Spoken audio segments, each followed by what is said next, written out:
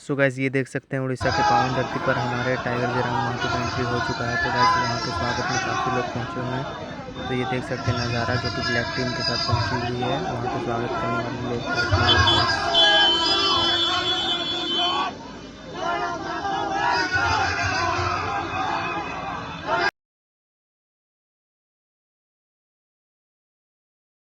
जो सरकार है उसे सीधे जो है झारखंड से आप उड़ीसा की सरजमी पे पहुंचे हैं और बहुत सारा भव्य कार्यक्रम भी हुआ।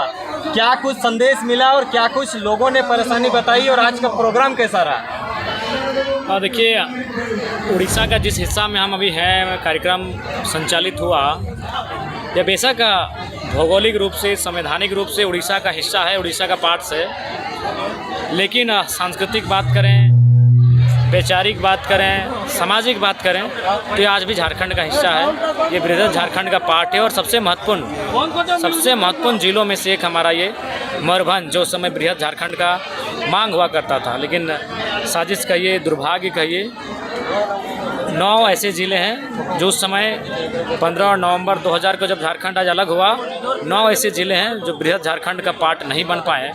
उसका अफसोस यहाँ के लोगों को भी है, झारखंड के लोगों को भी है, लेकिन चूँकि 25 साल बीत चुके हैं, लोगों ने यहाँ की आबो हवा को अपनाया है, इसी आबो हवा में अपना जीवन यापन कर रहे हैं। तो कुल मिलाकर मैंने उनसे वही पूछा कि अगर इस आबो हवा में आप ढल गए हैं, रह गए हैं, बस गए हैं, और तो उन्होंने कहा नहीं, आज भी हमारे अंदर अलग झारखंड राज्य का जो आंदोलन था वो हिलोर मारता है। उम्मीदें बनकर हमारी आंखों के सामने भी आता है कि झारखंड राज्य का डिमांड करने वाले एक बहुत बड़ी आबादी को झारखंड राज्य तो मिला, लेकिन हम उस डिमांड का, उस भाग का हिस्सा नहीं बन पाए। तो कुल मिलाकर ये हमारा ऐसा क्षेत्र है जिससे आत्मीय नाता रहा है, झारखंड का आत्मीय संबंध रहा है। तो क्या लगता है कि आज जिस तरह से यहाँ पे भव्य कार्यक्रम हुआ, पहली बार आप यहाँ पे जो है उड़ीसा की सरजमी पे पहुँचे थे, लेकिन यह एक्सपेक्टेशन था कि जयराम महतो आएगा तो ये भीड़ उमड़ेगी?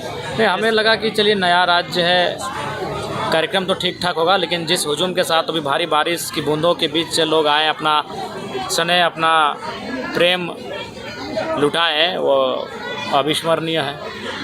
यहाँ पे जनता दरबार भी हमने कहीं लगाया था, कुछ सोशल मीडिया में देखने को मिला। ऑटो संघ के कुछ साथीगण थे, उन्हें पता चला कि हम आए हुए हैं, तो उन्होंने तुरंत अपने संगठन को बुलाया और हम बगल में ही थे, वो मिले, बोला कि विधायक जी 2-4 मिनट समय हमें देते हुए जाइए। तो फिर उनके बीच हम गए, उन्हें समय दिए और उनकी समस्याओं को सुना मैंने। अच्छा, एक चीज़ ये बताइए जयराम जी, आप विधायक तो है डुमरी के, लेकिन आपको वही प्यार, वही समय जो है विभिन्न राज्यों पे मिल रहा है, इसका मतलब कारण क्यों ऐसा हो रहा है? उसका सीधा कारण है कि मैं उनके बीच से राजनीति करने आया हूँ। मेरी पृष्ठभूमि वही है, मेरा व्यवहार, मेरा आचरण, मेरा हर एक चीज़ है जो जनता के साथ सीधा संबंध रखता है। आज नेता मेरे साथ अगर एक दिन जी लेंगे मेरी तरह तो इरिटेट होकर छोड़ देंगे। जिस प्रकार से लोग हमारे साथ रैलियों में हम प्रवेश करते हैं भीड़ भाड़ के बीच, तो हमें लगता है कि वह एक दिन भी मेरी तरह उस जीवन का अनुभव नहीं कर पाएंगे। लेकिन हमें लोगों के दुलार को, उनके प्यार को जो मिला है वो हमारे लिए बहुत बहुमूल्य है, और उम्मीद से बढ़कर हमें कल ही जहाँ कार्यक्रम हुए बहुत भारी संख्या में लोगों ने आशीर्वाद दिया। झारखंड में बहुत सारी समस्याएं हैं, वैसे समस्या क्या आपको उड़ीसा में देखने को मिली? देखिए, अभी आप तुरंत आएंगे तो हमें नहीं लगता है कि कोई भी लोग अपने मेहमान को समस्याएं बताएंगे। वो पहले उन्हें प्यार लुटाएंगे, अपना दुलार लुटाएंगे, अपना आतिथ्य सत्कार देंगे, मेहमान नवाजी करेंगे। जब यहाँ आप रहने लगेंगे, कुछ दिन लगातार आते जाते रहेंगे, तो ऑटोमेटिक समस्याएं आपके सामने आएंगी और उसको लेकर आप फिर गंभीर होने लगेंगे।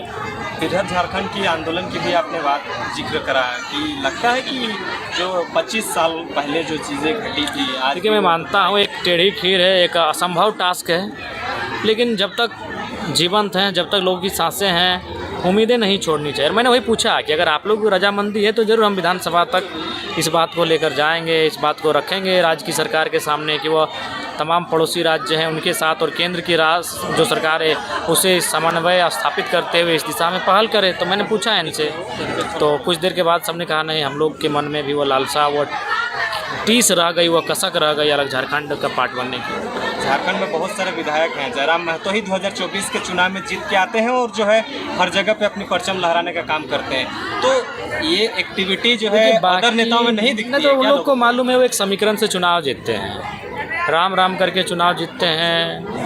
कोई मोदी का गुणगान करके, कोई मोदी के विपरीत राहुल गांधी का एक समीकरण का चुनाव होता है और उसको जीतते हैं। उन्हें अपना अलावा किसी सरोकार से वास्ता नहीं है, कि उनको भी मालूम है कि पार्टी का वोट से वो जीतते हैं और किसी को भी कैंडिडेट दे दें पार्टी वोट करेगी, पार्टी का जो कार्यकर्ता है वो वोट कराएंगे।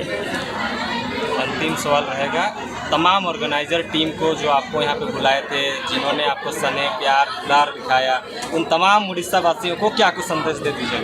बिल्कुल, तमाम उड़ीसा वासियों, विशेषकर जो रायरंगपुर के नौजवान साथियों जिन्होंने इस कार्यक्रम के लिए मुझे आमंत्रित किया, अतिथि सत्कार किया, निसंदेह बहुत ही शानदार अनुभव लम्हा है ये। जीवन भर ये लम्हे यादों के पन्नों में समेट कर रखेंगे और इनका बहुत बहुत आभार प्रकट करते हैं, धन्यवाद देते हैं। बहुत बहुत धन्यवाद।